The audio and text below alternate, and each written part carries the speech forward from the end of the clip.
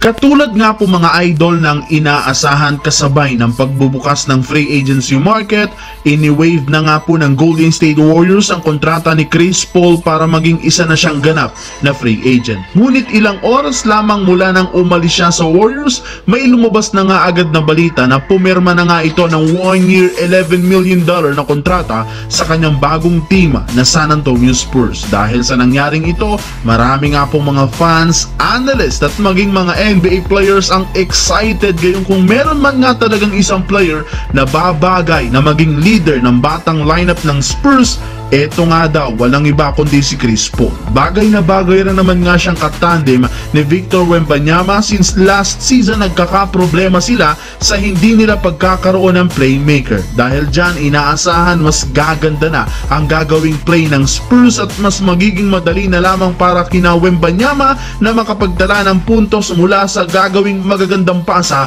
ni Chris Paul. Sa katunayan, inaabangan na ng mga fans ang gagawing pick and roll at alley-oop plays ni na Chris Paul at Victor Wembanyama. Samantala, sa pagbubukas rin ng free agency, pinapirma na nga agad ng Lakers ang kanilang batang player na si Max Christie na aabuti na mahigit sa 4-year $32 million.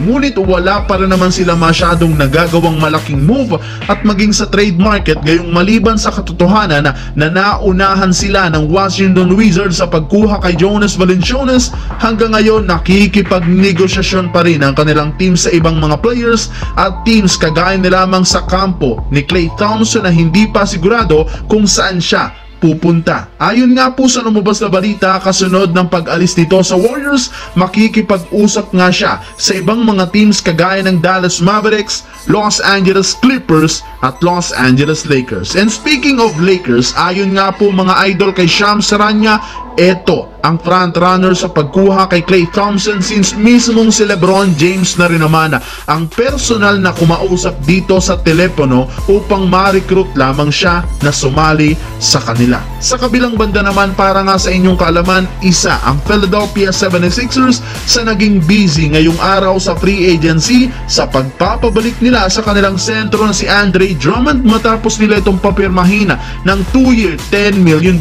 Bukod nga po dyan, may malaki rin namang ginawa silang move sa pagkuha kay Paul George na opisyal na nga pong umalis sa Clippers. Ayon nga sa binulgar mismo ng management ng Clippers, hindi na nga daw babalik pa si George next year since hindi nga sila nagkasundo sa bagong kontrata. Mas gusto nga daw nitong kumuha ng 4-year contract na tinanggihan rin naman ng Clippers, gayong 3 years lamang ang kaya nila. Syempre, may lumabas rin naman kanina na balita na pipirma na lamang ng kontrata ito si Paul George sa Philadelphia sa susunod na araw. Kaya dahil dyan, tuluyan na nga pong makakabuo ang 76ers ng bagong super team na maipangtatapat sa defending champions na Boston Celtics next year na bubuuhin ni na Paul George, Tyrese Maxey at ni Joel Embiid.